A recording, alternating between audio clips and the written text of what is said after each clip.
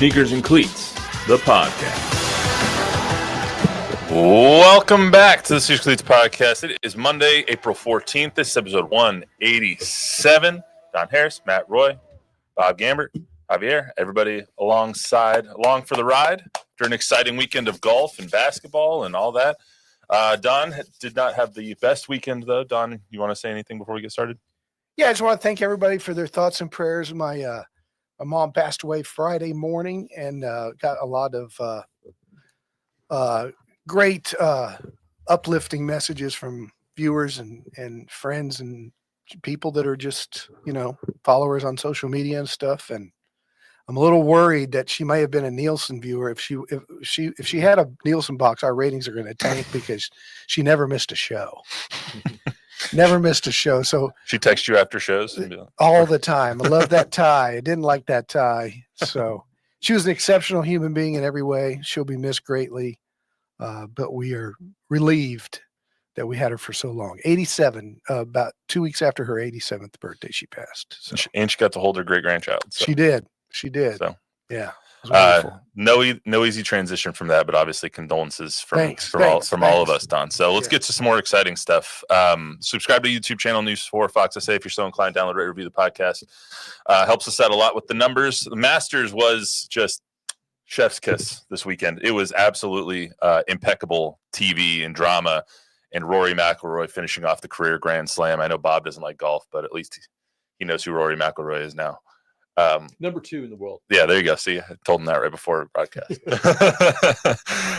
So we'll talk all about the Masters and the extraordinary scene yesterday when that final putt dropped from Rory McIlroy and the extraordinary job that Jim Nance and Trevor Immelman did on the broadcast afterwards. Plus, the Spurs wrapped up their season in what was a tough and tumultuous 8 months against the Raptors. Yesterday, they won 125 to 118. We'll do full postmortem on the Spurs season from hell here, including hearing from Wemby for the first time since he was ruled out for the season in February. But first, I'll start with Rory and the 89th Masters. So, first and foremost, congratulations to him. That was just incredible theater yesterday, especially when the scene on 18 after he made the putt in the playoff, you could see almost not literally but figuratively the weight of the past 11 years of all the close calls, of not winning a major since 2014, of the crumbling that he did in 2011 at the Masters. You could just see the weight lifted. The crumbling he did last year at the U.S. Open. Yeah. I mean, to me, that was one of the biggest collapses of all time. He had 2 4-footers that would have won it and missed them both. And then he missed a short 3-footer yesterday in regulation.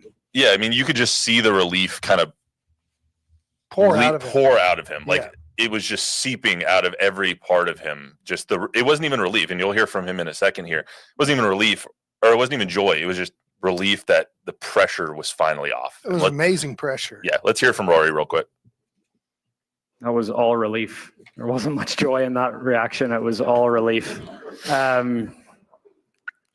And then the joy came pretty soon after that. But that was, I've been coming here 17 years, and it was a decade plus of emotion that was that came out of me there.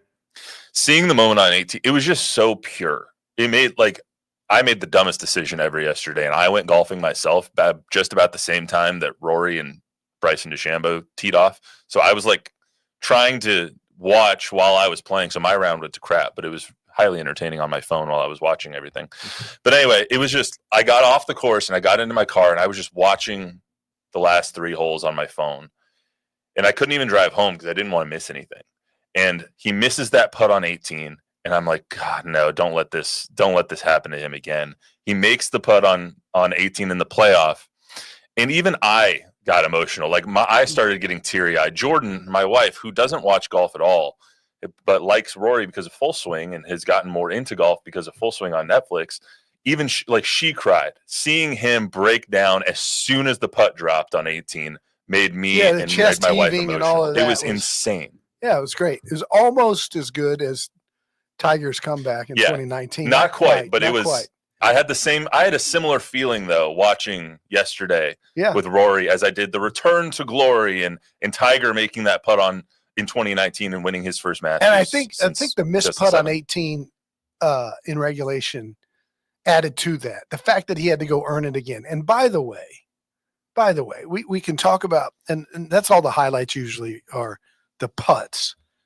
But my goodness, the shot he hit on 17 and 15 in regulation, 17 in regulation, and 18 in the playoff. Yeah. Those were three incredibly gutty shots.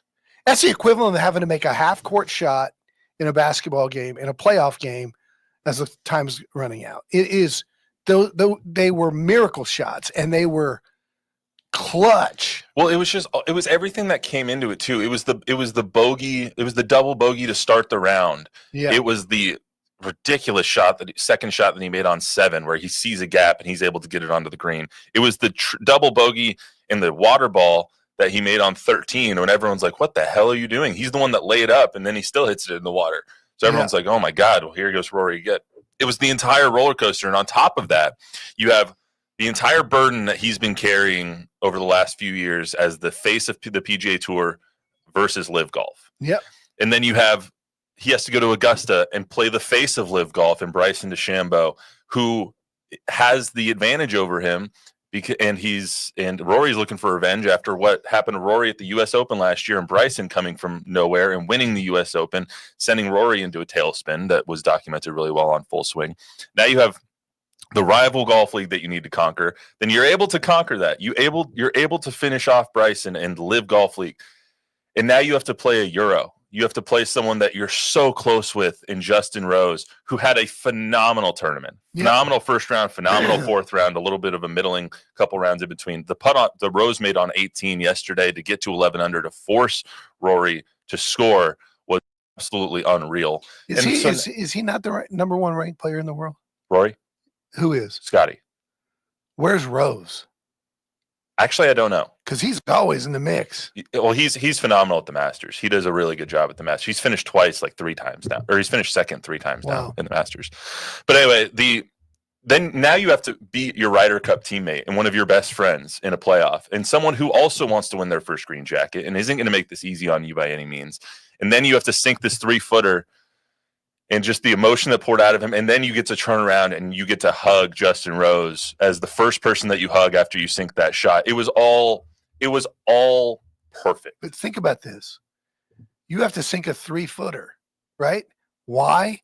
Because you hit it to within 3 feet. The fact that after he screwed it up and hit it in the bunker in regulation, he had the exact same gap wedge coming in on 18. It was 2 yards difference. Yeah, I mean, his drive on 18 both times was perfect. His second shot on 18 in regulation went into the sand. And he's got the exact same shot with all that pressure, and he sticks it 10 feet in front of Rose and 3 feet from the cup to make it, because any other shot, and we're going to a second playoff hole. Yeah. Ranked 39th. 39th in the world. Thank you. Yeah, good. It was it was high drama. It was absolute cinema. And can we talk about the elephant in the room? Oh God. And I mean, don't ruin the moment. Butler cabin. So my buddy and I have had this bit for 10 years, longer, 20 years, that it's the most awkward, weird television moment in all of sports. You're talking about when they have to re-put on the jacket afterwards and they put on the jacket in Butler cabin?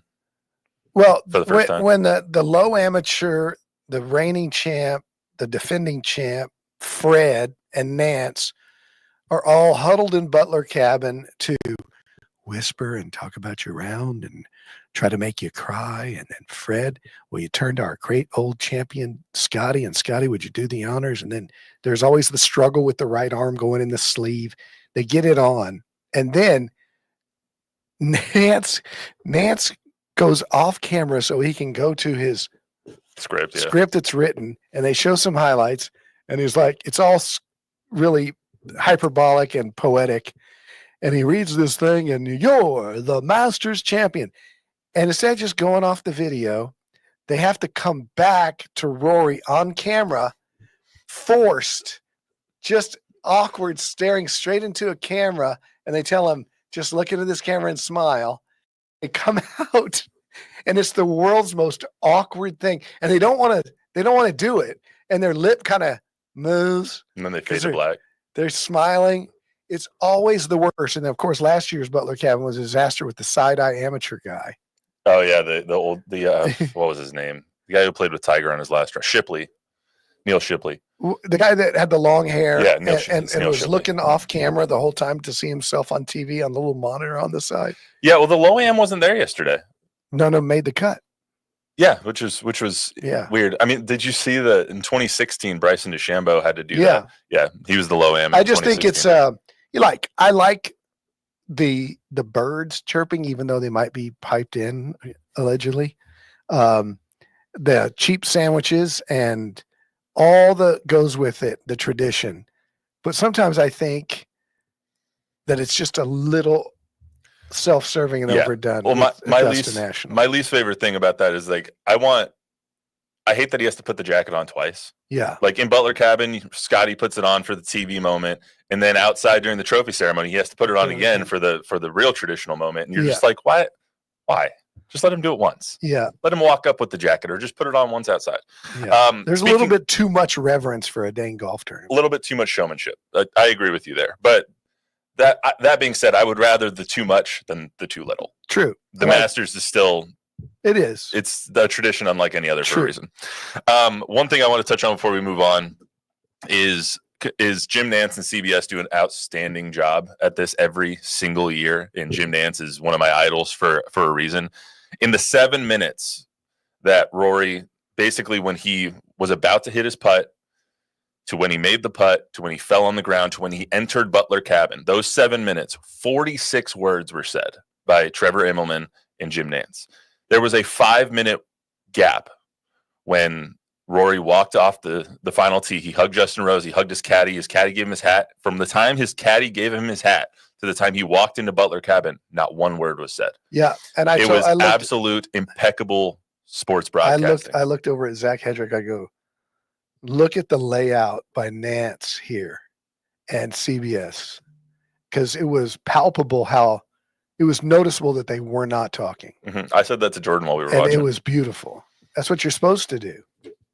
Well, you think about Vince Scully after the Dodgers home run in the 80s, and they were silent for 1 minute and 20 seconds or 1 minute and 18 seconds or whatever it was. This is 5 minutes. And let it breathe. And at no point did I look and I was like, this is too long that they're not talking. The only thing I wanted was someone to tell me who he was hugging, because I just kind of wanted to know all the people he was hugging.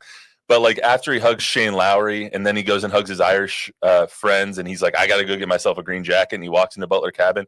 It was beautiful. Yeah. And the emotion of the entire moment, the entire day, the entire 14 years that Rory's been trying to win this thing, it all came through the screen in that moment. It was genius. It was absolutely gorgeous. Nantz is the best. That's why he's the guy. Yeah. That's why meeting him at the Final Four was so awesome, because it was just like, you are what everyone aspires to be. Hello, friends. Hello, friends.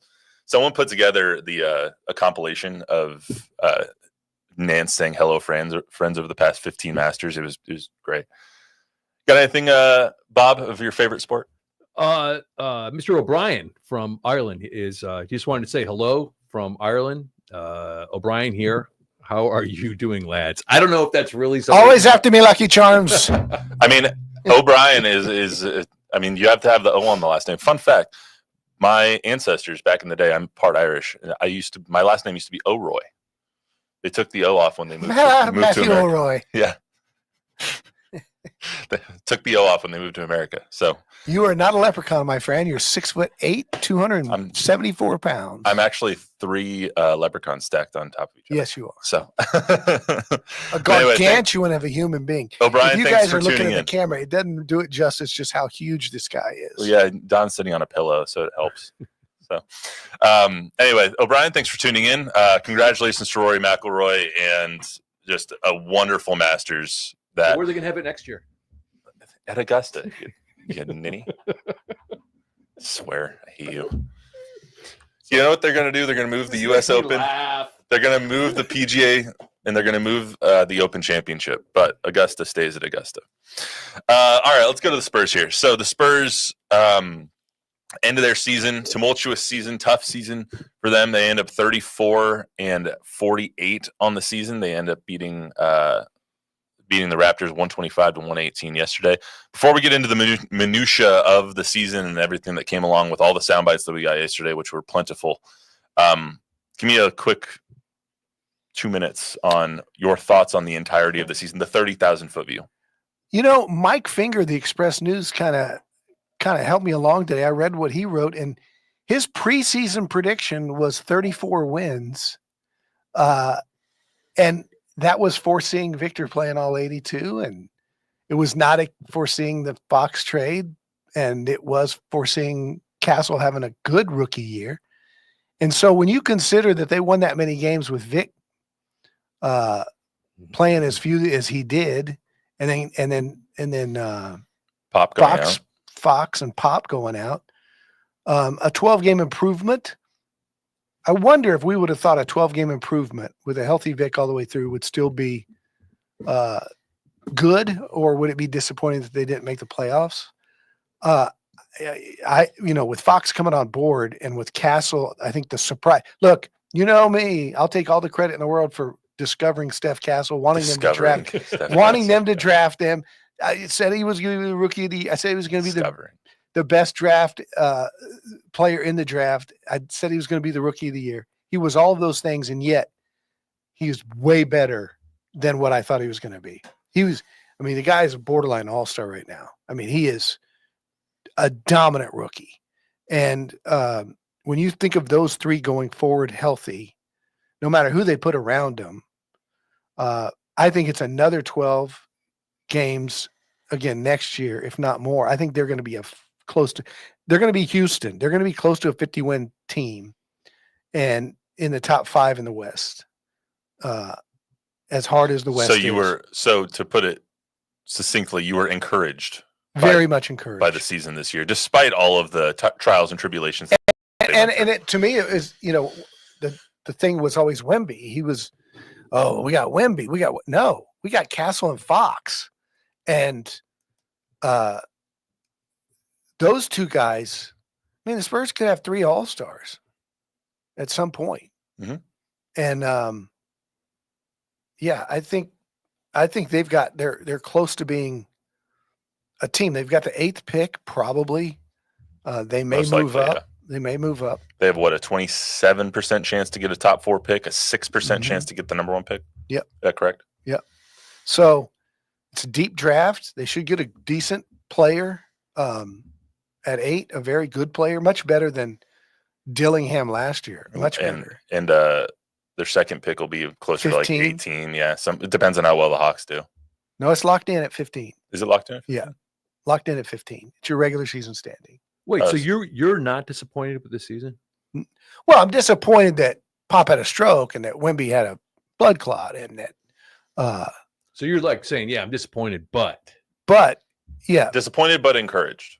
I think I would be disappointed if Pop stayed 100% healthy and Wemby didn't have a blood clot and they finished with 34 wins. I think that would have been a little disappointing, but not much. And all things considered, I'm not disappointed at all. At the beginning of the season, we said 41-41 was probably what we wanted them to be. That would be reasonable for them to do, is be about a 500 team. Would they have gotten there if Wemby doesn't get hurt? Maybe. I think so. I think so too. I think if you added, we said that barring health, and obviously health. And we said that with not knowing they were going to get Fox. And health struck early too. Pop went down early, and then you have Wemby in February. Jeremy Sohan didn't play the season. The cell was injured for quite a while this season. It was like a lot of guys got hurt, and obviously you have to be able to withstand a lot of those things during an 82-game NBA season. And so health is always going to be a factor, but it was the top end guys that got hurt. It wasn't like Keldon. And I'm not saying Keldon's disposable, or expendable, but it's not like Keldon got hurt. It's Wemby that got hurt. It's Devin Vassell that got hurt. You're the gambling guy. You're the gambling guy. What would have been the preseason odds that Chris Paul plays in all 82? 10,000 to 1. Yeah. Like, should have taken that. My God, I didn't see that coming. We're going to talk about that in a second, but want to talk about Victor. He spoke pregame yesterday for the first time since his DVT was diagnosed, since he was ruled out for the season. We've seen him around. We saw him at the Final Four. We obviously saw him traveling with the team. This is the first time he's actually been brought out to speak to the media. So he was asked, kind of look back at this season. What did you think of it? And this is what he had to say. I mean, a lot happened, a lot unexpected, of course, whether it's, of course, my stop in the season or even Pop, learning what happened to him. It's stuff like this, but looking back, there's some great memories. I'm thinking about the Christmas game in New York, and that whole trip, the Paris games, those are all incredible memories, and there's even more to remember about that season. I mean, all the LA situation, we're there for a while. I mean, but I said before, it's all about adaptation. So we adapted, and I think we can. I think my teammates really showed some incredible things in the past months, and really built for the future. And I mean, I think we probably have a big reward for that, because I think Steph pretty much, did the job to getting Rookie of the Year. And if he does the job tonight, I think he's got it unlocked. So it's we still get some incredible memories and incredible rewards for that season.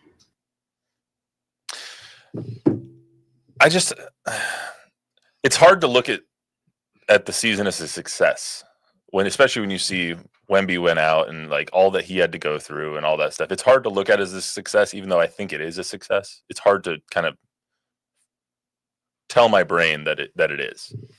Well, go look at the Western Conference standings and look at the Phoenix Suns, who don't have the same kind of excuses and have that roster, and they're basically in the same exact winning percentage. Yeah. So they're in a much better position than the Suns are, that's for sure. Who just fired Mike Budenholzer today. Who, by the way, I mean, they've got dumpster fire. Beal, Booker, and Durant on their payroll, and they've got the same record. Yeah. Wemby also went on to say that this is just a small hiccup when it comes to his health, that he has no long-term concerns, that he should be cleared relatively quickly. De'Aaron Fox also said during his media time that he and Wemby will be cleared around the same time, about 8 weeks or so, for contact, to be able to actually practice together. So they'll be able to get a lot of off-season work on this team going forward. I know you wanted to comment on Wemby and his health aspect of this, and kind of the difference between when Kawhi got hurt, the difference between when Wemby got hurt, and the trust in the doctors. Well, there's a soundbite from Wemby yesterday where, no one asked him, and on his own, he went out of his way to praise the Spurs medical team and staff and the organization and the way they do things and the trust and the care that they took of him. And it's just one of those little seeds that makes you think, if and when he has a way out, he may not take it.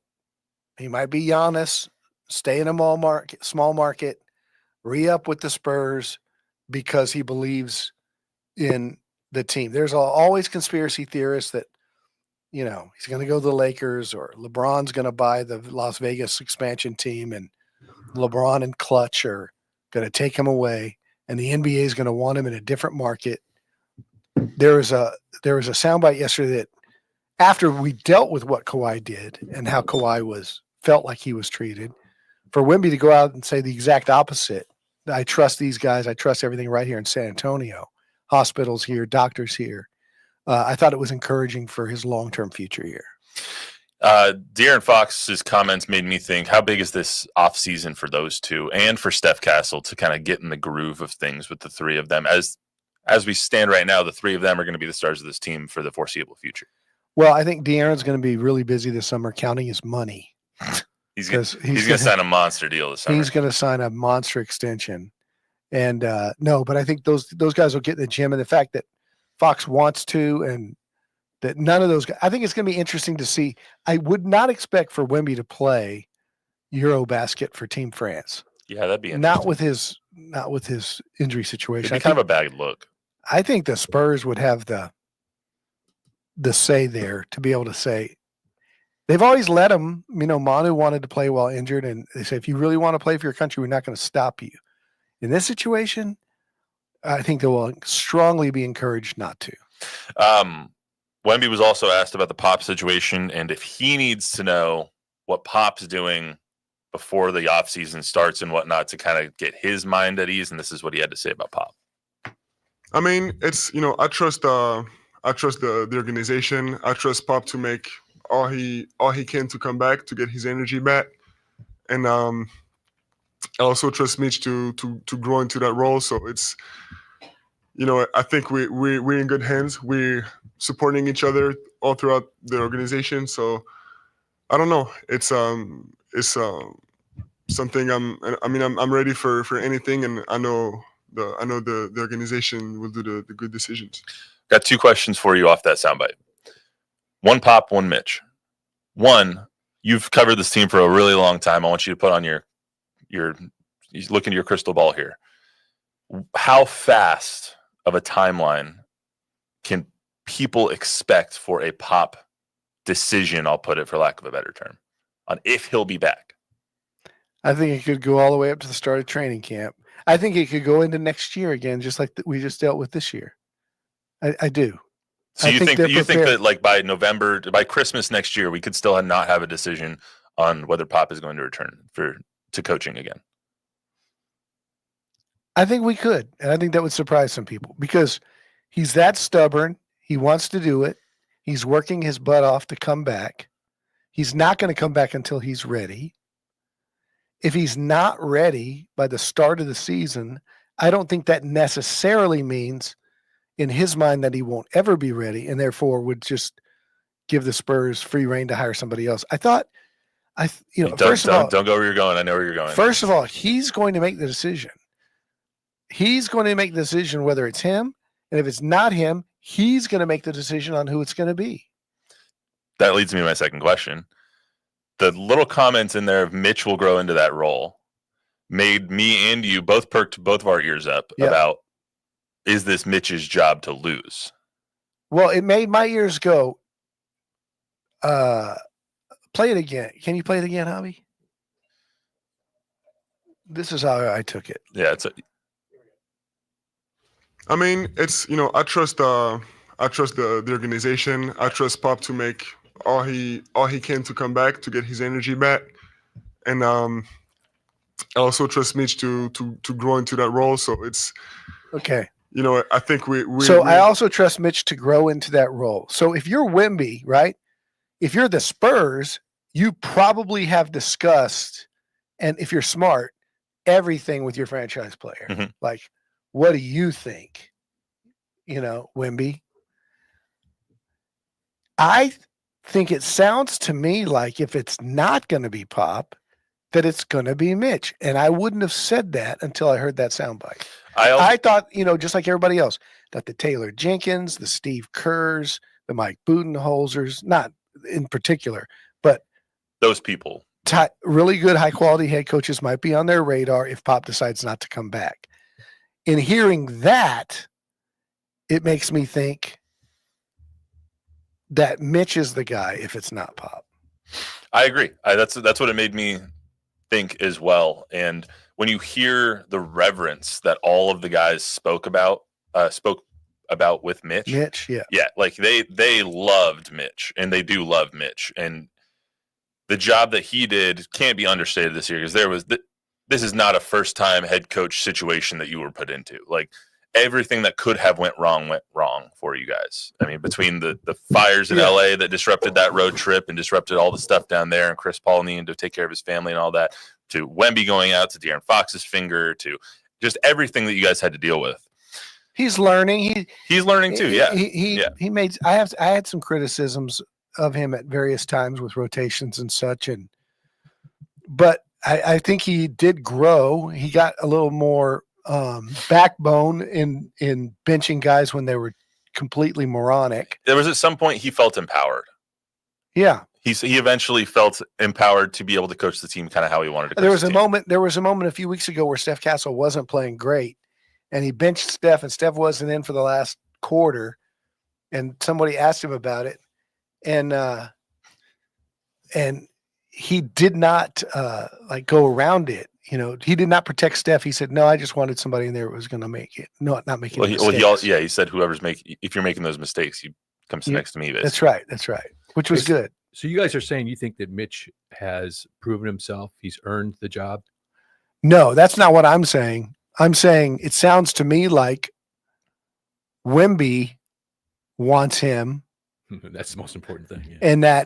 And that the Spurs then therefore want him if Pop's not the guy. If you were to ask me, Mitch, Pop, or the field is going to be the head coach next year, it would be, my guess would be Mitch or Pop at this point. And I wouldn't have said that a couple weeks ago. I would have probably said, I don't think Mitch is going to get that job. I think that it's either going to be Pop or someone external. Do you say that based on his performance or on just what we've heard?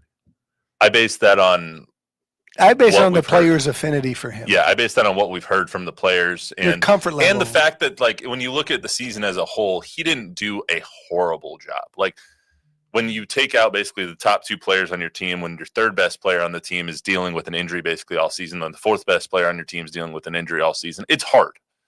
And I mean, that first couple of months when you're taking over for a legend like Pop, it's hard. So giving him some grace, winning 34 games on a season in the season is still pretty good for what he was given at the beginning, is what I would say. Hey, can I ask you one more question? No. Damn. All right, go ahead. No, I was curious. Let's say Pop is back for next year. Will he be under more pressure to win and get to the playoffs than he has ever been in his career? Less pressure than Rory was under this past weekend.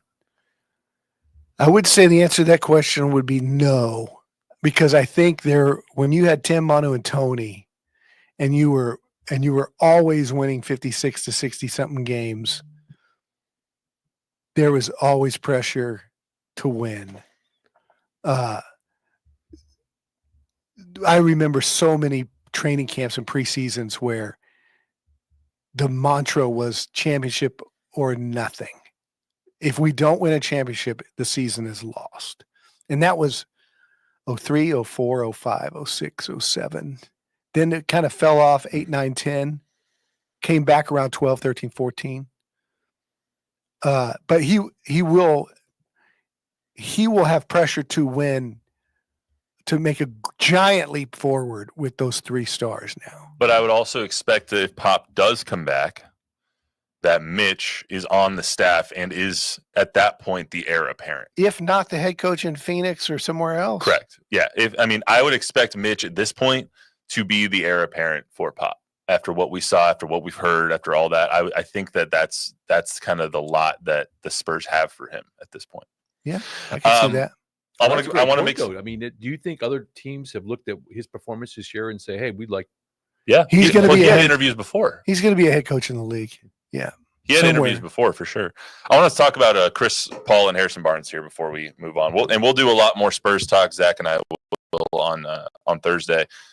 Had to spend some time on the Masters, obviously, today. So I want to talk about Chris Paul and Harrison Barnes. Those two guys, what they brought to this team this season, I think we undersold it. I think we undersold it at the beginning of this year, what these guys could do.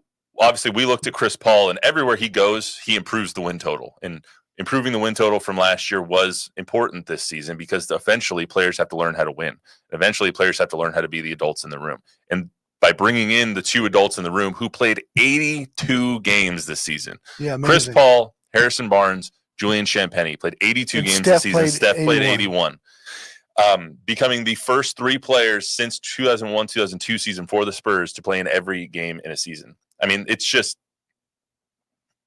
what they did for this team, what they did for the young players, what Chris Paul has done for Steph Castle, what Chris Paul has done for even De'Aaron Fox and Devin Vassell.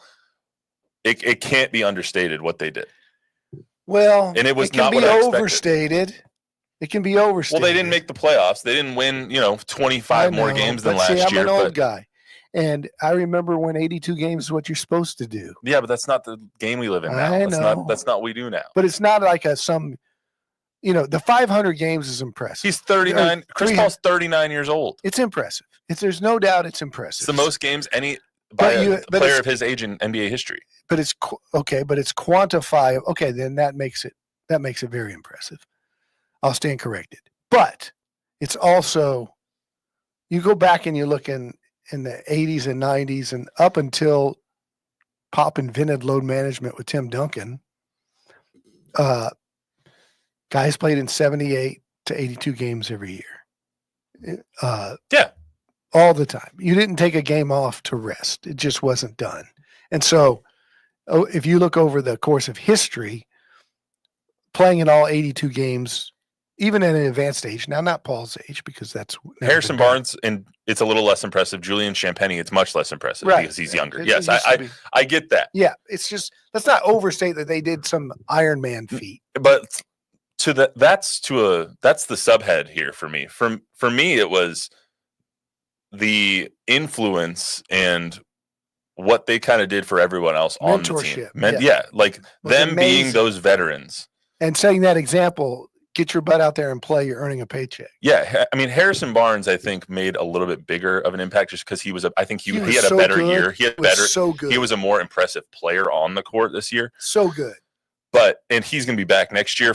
Unless he gets traded or something like that, he's under contract next year. Obviously, Chris Paul is not under contract next year, but just, I can't imagine what this season, all they dealt with, would have looked like if they didn't have those two guys. And it's not in games. It's on buses.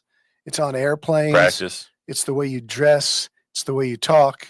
It's what you do off the court and in the community with your charitable giving.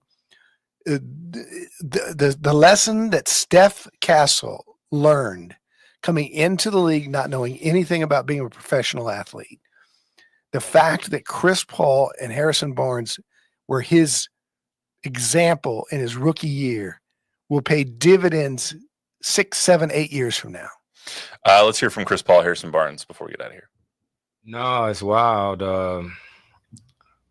Yeah, and for Drew to do it and Harrison, I just want them guys also to know. Obviously I'm self-motivated, but it's always nice to have other people beside you, pushing you. And it's crazy. I didn't even realize Steph played 81, and it's been an unbelievable season. Yeah, definitely a lot of things that were unexpected. But I think when in the NBA, I think a lot of people throw out the word family, whether it's at the team level or the organization level. But in light of all of the adversity that this group has been faced with, I think family really was a thing. I feel like I've been here almost 5 years because of all the stuff that's happened in one season. But it was great, just like I said, from the organization to hear about the Spurs from the outside, but then to actually be in the organization and to be one of the guys and to see that in real time every day was special. The two signings were just a tremendous success this season. Mark my word, that guy right there, 15 years from now, he'll be a lot like Grant Hill. He'll be running businesses. He'll be president of Team USA basketball or something, or he'll put together an ownership group and own a team, or he'll be a very successful businessman with hundreds of millions of dollars like David Robinson. He could be president of the United States. Well, that's an insult to him now. Not for anybody, any politician. I didn't mean that as a shot to any particular person. He could be, he is that high quality of a human being. Yeah, absolutely. And that's one of the best things about being in our industry is when you get new players like that, learning about them and hearing from them all the time and kind of getting to know them a little bit more than when Harrison Barnes is on the Kings or he's on the Warriors or whatever he's on, or when he's on the Mavs. Like, you get to kind of be welcomed into those guys' lives a little bit. And he did community outreach for everybody. Yeah. He gave hundreds of thousands of dollars to the Alamo Trust Foundation. And he just did so much around San Antonio. I can't wait to see him play again next year. Yeah. Last question for you before we get out of here. What is your biggest offseason question for the Spurs going into this offseason? What is your biggest question about this team, about how they build it, about whatever the case may be? What is your biggest question mark? First and foremost, do they extend Jeremy Sohan? Because they have the option to this summer. Secondly, does Pop come back? And thirdly, is it time to move on from Devin Vassell? Because I think you could get a lot for him. And I've said for years, or for the last couple seasons, I think you could get an equal value. I like him. He's a really good player, but I don't think he's as good as the other three. And I think he takes a lot of shots for a guy who's going to be a 4. I think you could get an equal value in a 7-footer, enforcer type. And so I think he's movable. And so I'm interested to see what they do with those guys, Keldon, Jeremy, Devin.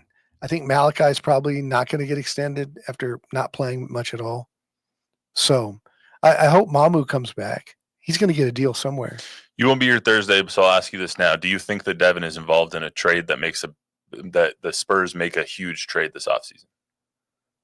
Probably not. It's just not what they do. They'll probably take their 2 draft picks and play out the string with Devin one more year or 2. Depends on what you could get for him. I wouldn't just give him away. But yeah, you want to float the trade that you floated to me in the other room? Well, Phoenix is blowing up. Durant's on the move. Beal's on the move. Booker may be on the move. If you can get Booker, Devin and Jeremy and a couple of picks for Booker, does that float your boat? I like Booker. Who says no? I like Booker better than Durant. I think Durant's at the end of the line. Yeah, I wouldn't want Durant on my team, but he's 30. He's gonna be 38 years old. That's what I mean. Like, I love KD, and he's one of the greatest. He's one of the greatest bucket getters in human history. But he's 38 years old now. Like it's about time. Yeah. Bob, anything before we get out of here? Well, one important comment from Texas Taurus said, "All hail Cyber Bob." Amen. Shout out Tom Guerrero. Yeah, even if he's not watching today. Tom, what the hell? I think it's a busy day. I think it's payday. It's tax day, isn't it? Tomorrow? Oh, it is. Yeah, no, it's today, isn't it? The 14th? 15th. Oh, it's the 15th. I filed my taxes in February. I don't wait till 15th. Yeah. I don't understand people who wait until tax day. Like, that's got to be so stressful. Well, the people who are getting paid don't wait. The people who have to pay wait. Oh, that's fair. Good point. Good point.